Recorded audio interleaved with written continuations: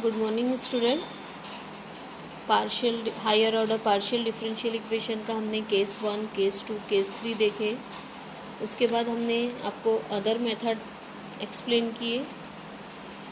अब हम last method है जो कि जनरल मेथड, वो हम एक्सप्लेन करेंगे। केस 1 आपको याद होगा एक्सपोनेंशियल फंक्शन के लिए था। केस नंबर 2, केस 1 जो था वो एक्सपोनेंशियल फंक्शन के लिए था। Case number 2 trigonometric sine ax plus B y या cos of ax plus B y इनके लिए था। केस 3 जो था वो पॉलिनोमियल, ठीक है, like x to the power m y to the power n था।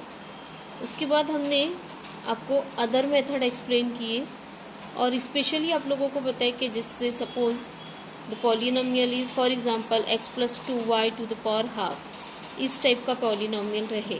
Means if we have the function f of x Y is equal to the function like ax plus B y, और specially x plus 2y to the power half, मतलब ax plus B y to the power 3/2 to the power 5/2 to the power half, इस type के function रहे तो हमने other method बताए हैं। ठीक है, एक होता है जनरल मेथड। ठीक है, अब जनरल मेथड के बारे में क्या है देख लीजिए कि सपोज डेट कि f of x Y be any other function.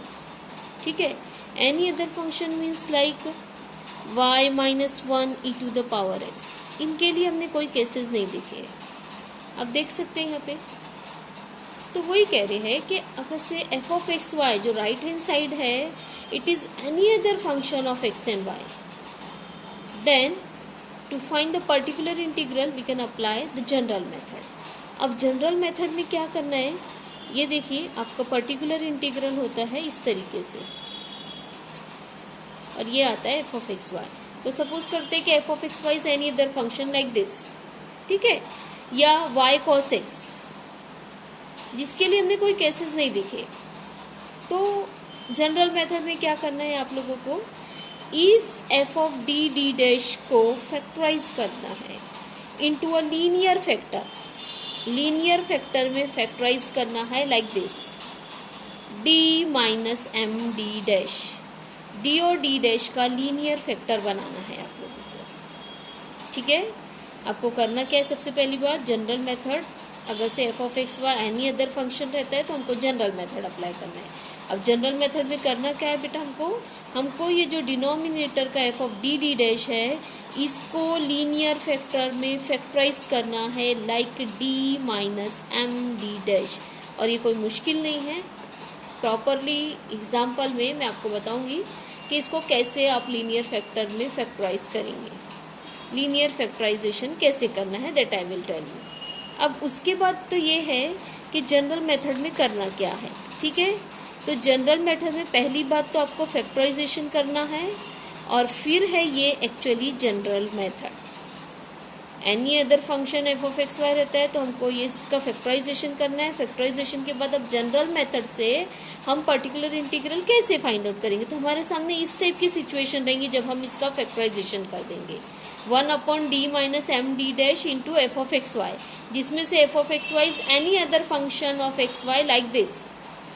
ठीक है, तो अब इसके बाद हमको क्या करना है, इस स्टेप के बाद जनरल मेथड क्या बोलता है, हमको इंटीग्रेट कर देना है, x के रिस्पेक्ट में इंटीग्रेट कर दीजिए। किसको इंटीग्रेट करना है, इस f को जो कि x, y का फंक्शन है, लेकिन y की जगह पे आप क्या करोगे, ये जो माइनस एम डी डैश का कोफिशिएंट माइनस m है वो यहाँ पे इसका फैक्टर, उसका लीनियर पॉलिनोमियल बनाएंगे c माइनस एम एक्स, इस टाइप का लीनियर पॉलिनोमियल बनाएंगे c माइनस एम एक्स, जिसमें सी रहेगा, एक्स रहेगा, माइनस एम यहाँ से आया हुआ रहेगा, जो भी माइनस एम रहता है वो हमारा रहेगा।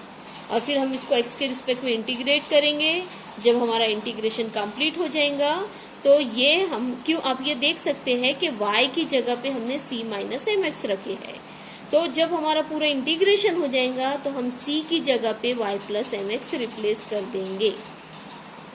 फिर से एक बार एक्सप्लेन कर रही हूँ, फर्स्ट केस था हमारा एक्सपोनेंशियल फंक्शन के लिए, सेकेंड केस था साइन कोसाइन के लिए, थर्ड केस था पॉलिनोमियल लाइक दिस। उसके बाद मैंने आपको अदर मेथड बताई हूँ जिसमें से F of x Y like phi of X plus B Y रहता है। ये भी बताए थे हमने कि साइन और कोसाइन के लिए भी ये अदर मेथड अप्लाई कर सकते हैं, लेकिन मैं आपको सजेस्ट करूंगी कि इसके लिए केस नंबर 2 ही करिए। बस आप अदर मेथड जो है इस टाइप के पॉलिनोमियल के लिए कर ले, क्योंकि इस टाइप का पॉलिनोमियल जो है वो केस नंबर 3 से सॉल्व नहीं होता है, तो हम इसको अदर मेथड से सॉल्व करेंगे।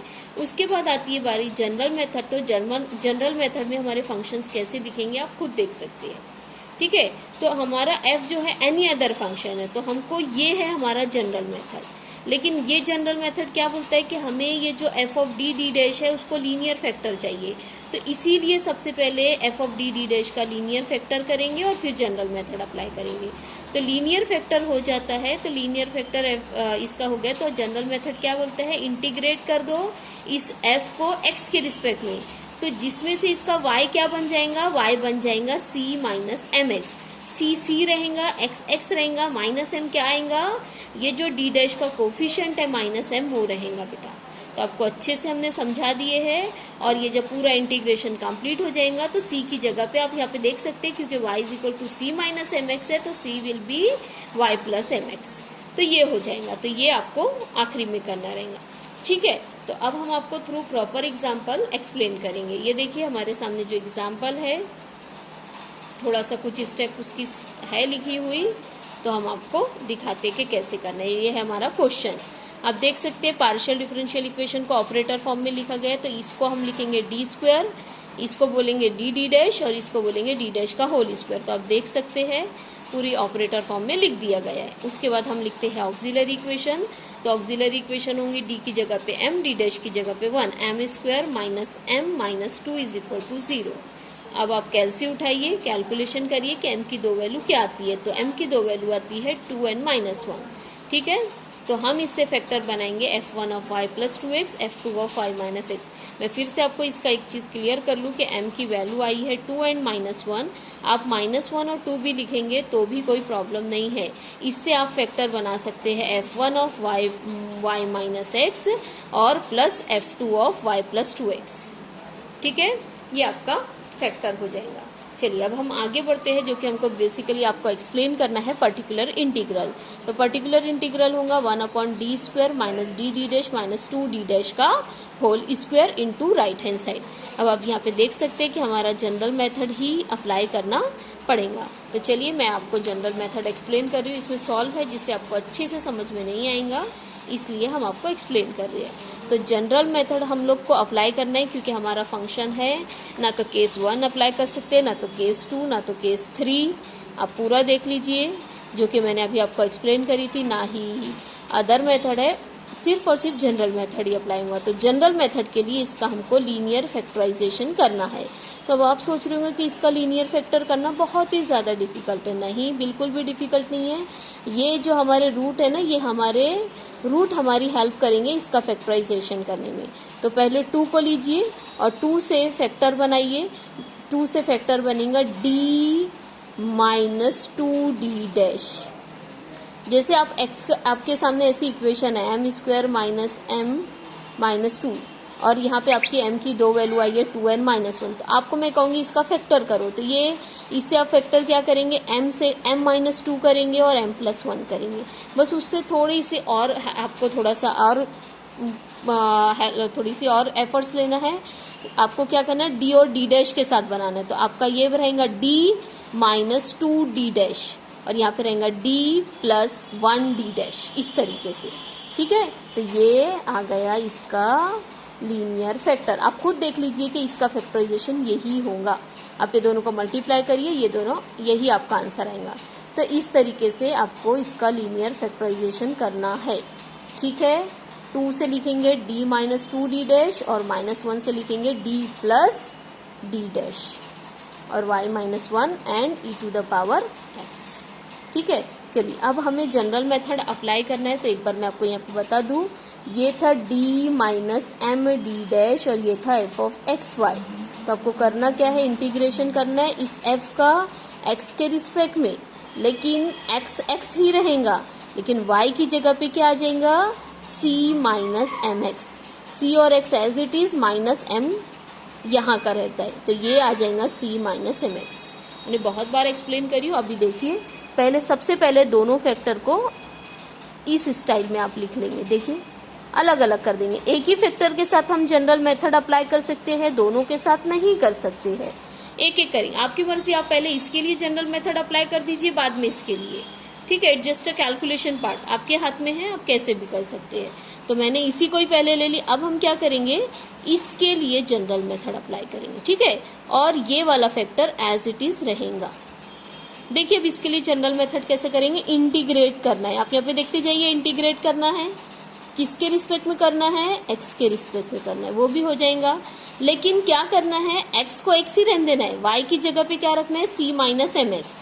तो हमारा यहाँ पे देखिए माइनस एम कहाँ से आया था बेटा, डी डैश का कोफिशिएंट है माइनस एम, तो यहाँ डी डैश का कोफिशिएंट है 1, तो ये बनेगा डी डैश का कोफिशिएंट है, यहाँ पे माइनस एम था, यहाँ डी डैश का कोफिशिएंट है 1।